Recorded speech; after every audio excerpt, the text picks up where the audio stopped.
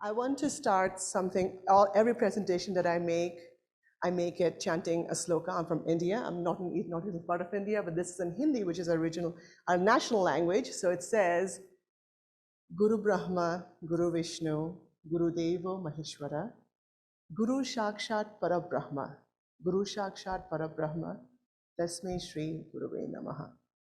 Loosely interpreted, it says, I pay my respect and my homage to my teachers, my creator, my protector, my destroyer, but ultimately everything goes off to my parents. So just introducing my parents to you. Sorry. This was a picture taken on WhatsApp. They are back in India. My brother's in Seattle, my sister's in Germany. That moment, she was back at home last December. So that's my family. Whatever I am, it's all because of them. And also my family back here in Phoenix. I've been living here in Phoenix for, Chandler in 20 years. And my husband, my daughter, my son, they keep me pretty challenged. My son particularly hacks everything, so keeps me on my toes every single time, loves Rubik's Cubes, hates books. So his grades are like, so you'll know. I also like to thank my funding resources and my collaborators. I am a honeybee scientist, but I prefer to be a high school teacher because I want to bring the K-12 realm, not working in silos, but working with the undergrads and grad students in universities. So also finally, thanks to my students. Again, my students are not undergrads or grad students, they are high school students doing amazing things, and that's what keeps me going. That's what keeps me motivated to do what I am, bring in my scientific research, put it into K-12 schools, my high school particularly, and make an impact, make them realize what they truly are capable of. This picture again was last November. We went to Houston, Texas on a SETS conference. We have a SETS chapter, and you won't imagine this one guy said, and he's a freshman, he's like, Miss Nath, what do I do? I said, just be yourself. Just go and talk and make contacts. And he did. And by the end of the night, he had like a whole list of people who he had written down contacts and phone numbers that he's going to make connections to. I said, that's what it is, right? You're a natural born leader. So thank you for that. Well, this is something that I live by. Your life is your story. Live it well, tell it well. Dr. Hayes said it, and I would like to tell my story starting from, hey, I wanted to be a doctor. You know, back in India, in the 70s, late 70s, the only two professions that was respected is either you're an engineer or a doctor. If you're a girl, you become a doctor. If you're an engineer, you happen to be a boy, right? I had that dream for a long time, and I did a lot of Grey's Anatomy. Well, not that kind of Grey's Anatomy, even though I love Meredith and Derek, but I ended up reading the Grey's Anatomy when I was in high school. But as fickle high school kids are, when I was in 12th grade, I decided, too much of Grey's Anatomy, man, let's do something else. So I entered into a bachelor's degree. At that point, my parents were devastated because the society saw me as a stupid kid, not smart, not intelligent, so why is he not doing medicine or doctor, like medicine or engineering? But I used to revolt. I was a very weird kid. I didn't have a lot of friends. I had very few good friends. And then from the medical doctor, my dream changed to be a PhD. Okay, let's go. I'll become some kind of a doctor and make my parents proud, because society did make that really hard on them. Every social function they would go to, your daughter, what is she doing? Bachelor's?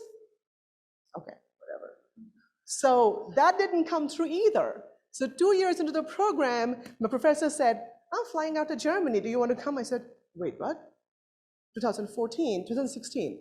I can't. I have kids at home. I have a husband who works here. So I decided to become a high school teacher by destiny or by chance, or the planets were in the right place, that's I would say. I was not very happy about that because I've never envisioned myself to be a high school teacher.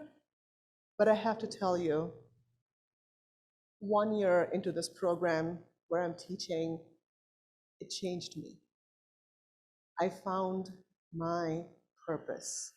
And that purpose is to help these students and connect to the connectors, the links everywhere, and I can make their lives much more easier, much more happier, so that they can reach their goals. That's me with a Honduran milk snake in my arm. Love animals. I'm a developmental geneticist by profession. I work with insects. I have a whole honeybee lab, which the students work on now, but that's what I became. So why am I standing up here and talking about this when I'm supposed to be talking about SDGs? Now, I think this is very familiar to you guys. Course requirements to graduating from high school. English, math, science, social studies, fine arts, 22 credits, right? And it's not just that. That is just CUSD, the district I work for has. And it's pretty similar for most of the high schools, but guess what they have to look at before they enter into 12th grade? By the time they're 11th graders, they're already thinking, SAT, ACT, what's my GPA? And the school that I teach it is high academic kids. So they're not just looking at their personal statement, they're looking at their online applications, they're looking at recommendation letters. God forbid, if I don't make a good connection with one of the teachers, who's going to recommend me? I, in my 5 years of being a high school teacher, have realized that it's extremely hard to write recommendations for students who are really quiet in the back of your classroom and I have no connection with. But they have come up to me saying, can you please write a recommendation letter for me? And when that kind of a student comes to me and I don't have a connection with them, I know that he or she doesn't also have a connection with other teachers. So he's forced to have a recommendation, it's coming to me. So that's sad. Look at the pressures that these high school students have. What about supplemental essay responses? What are they going to write about? What do you dream to be when you grow old? Or what is your dream in 10 years or 5 years from now? They have no answer. How can I help them, right? Transcripts. God forbid you have a 2.5, you're done. Ivy League schools? Forget about it. What about normal community college? Can you get into a community college? Maybe. What will I do with community colleges? I don't know. A lot of pressure. So if I look at some statistics, right, we see US having over 80% high school graduates, right? Graduation rate, except Arizona and, and New Mexico. So you expect that all of these students who are graduating out of high school are ready for what's going to come to them next. But instead, I see this. I also see that, that's my son. He's like, I'm done. I have one AP, I'm a 9th grader, I'm done, I cannot do this anymore. But why do they have to do all the AP and honors courses? Why can't they do something that truly interests them, right? This is statistics. I mean, focus on the dark blue area there. That is what research says, that's the percentage of students who are ready to go to a 4 or a 2-year college in all of these life skills, which they are going to have to face. Conducting research, 4% or 5%. And it continuously varies. Look at those conducting research, critical thinking, comprehension of complicated materials. We are not ready. We are not doing justice to these high school students that they are meeting the requirements for what they're supposed to be doing. We are creating individuals, we are creating machines. Okay, let's go get a 3.5 GPA and you're done. Let's go community college, blah, blah, blah, blah. Asian parents, me being the worst with my kids, are hard on the kids, to be very honest. And I, as an Asian mom, can tell you that when my son was not doing well in high school, middle school, thankfully he's doing good in high school, he plays Rubik's Cubes. He's working on a 7x7 right now, right? How many of them work on 7x7s? They are mastering a 3x3. My son does it. My son's doing origami. He hates reading. So do I punish him for that, or do I make a way to make him excel in whatever he truly wants to do?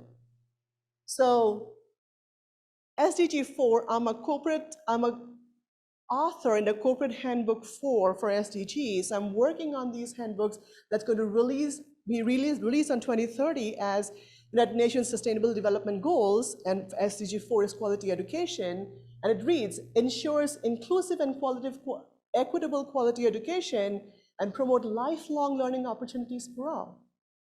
If you go back to the previous slide, you'll understand where does that promoting lifelong learning opportunities are happening. SDG 4 is not just about reaching out to minorities and underserved communities. It's about being true to what you're actually already doing. People don't understand that.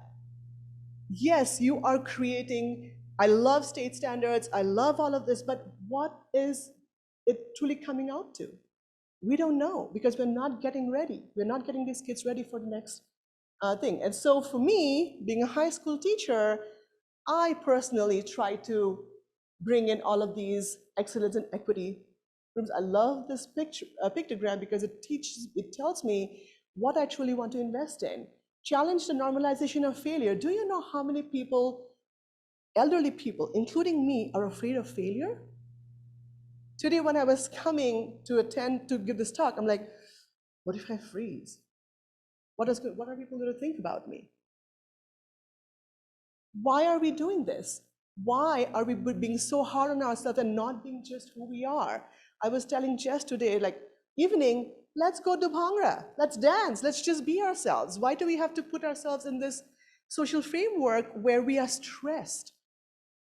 COVID exacerbated the whole stress and anxiety situations.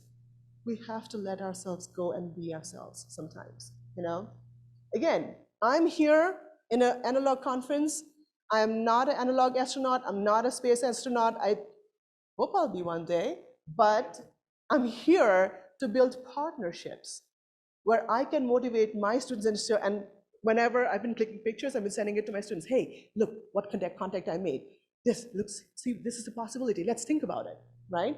So when I come to this ISO 26000, the ISO 26000 is a social responsibility that was put forward by 500 experts, and it talks about each and every social entrepreneur, every commercial expert, every industrialist, every individual to understand what their social responsibility is.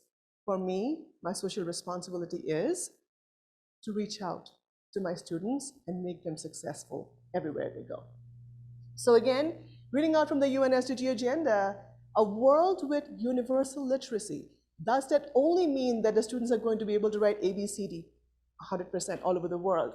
Does it mean that quality education to all levels in healthcare, social protection, where physical, mental, and social well-being are assured?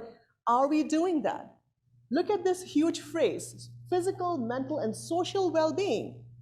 We are getting our kids more stressed, more depressed, more anxiety-oriented. They are on medications for God knows what, right? Just let them be. You do not have to force the kids to live up to your standards. You do not have to see your dreams being lived up by your parents, your kids. Just leave them alone. They'll do absolutely wonderful. So these are my 3 students. They are going to International Science and Engineering Fair this year. Next week, the Atlanta, Georgia, actually they're flying out today itself. So we created a program called DRIPPLE. So DRIPPLE stands for dream, very important part of being yourself. You have to be able to dream. If you do not dream and you do not know what you're trying to do or trying to solve, it might just be solving a Rubik's Cube 4x4. You have to let yourself dream. You have to research. Has that already been done before? What's the time frame? Can I compete? Can I not compete? What can I do with it? Innovate. Bring in a true perspective, and that's not going to be possible if you do not research. So my students do a lot of patent searches, okay? And make sure, and they apply for lots of grants. They've applied for SBIR grants, NSF grants. They haven't touched NIH yet, but it's for projects which you'll see, and they are amazing. Give them the opportunity. I have the students in this program are anywhere from 9 to 12 graders. I just say, hey, you know what? There's a grant. Lemelson MIT has a grant for you, $10,000. How many of you want to go to MIT next year? Everybody's like, wait, MIT? Wait, NASA? Wait, ISS? What? What are you talking about? Yes, it's possible. So problem project-based learning. So that's something that I do. And just 4 minutes? Okay, I'll try. Okay, some of the projects that they have been doing it, they have created a Wi-Fi band, and that came out of a grant. They have come up with volatile organic compound free scent bags that Porsche wants to contact with them, or Porsche, whoever, the way you call it. It's under provisional patent. We have applied for 2 patent pendings and 6 provisional patents already. We have a heat sensing device that people are wearing to make them aware of heat stress and heat stroke. We have people working on electronic waste devices. We have people working on styrofoam recycling. They won the international award last year. I'm trying to rush. One of the students have also published a book, now has an LLC, and is an international bestseller. 10th graders, right? So this guy here, I don't know if you know him, Dr. Harold White, we met with him in Houston, and he reached out to us and saying, I want to show my social responsibility. That's my ISO 26000. And now we have a collaboration with him. He comes and talks to these students, and that's him waving here right there. He's mentoring these kids one-on-one once a month, 1 hour in his whole month, but he's working with my students to give them that wish or that dream that it can come true, whatever they are thinking of while in high school. Projects that we are working on, terraforming Mars. Well, we cannot do it because we don't have a vacuum chamber, but we are making one, we are designing one that can be within that $5,000 funding that we got from Limitless Space Institute. And again, what is space industry doing? Office of Outer Space Affairs are doing all of these things. Fantastic. They have a safe space for women program, they have a space for youth program, and also they have those GNSS things going on with Copernicus and others, but it comes down to, what are we doing about this? Can we shift that the blue area so that we have more kids prepared for what they are destined for? Coming back to this phrase, and this is my closing phrase, are we doing this? I'm trying my best. Will you do yours? Will you reach one person, one student, go down to your universities, your schools, in your state, in your country, tell them, hey, I'm here, I'm an expert in this field, I will help you. Let's bridge this gap. So those are my references, and that's me. Thank you.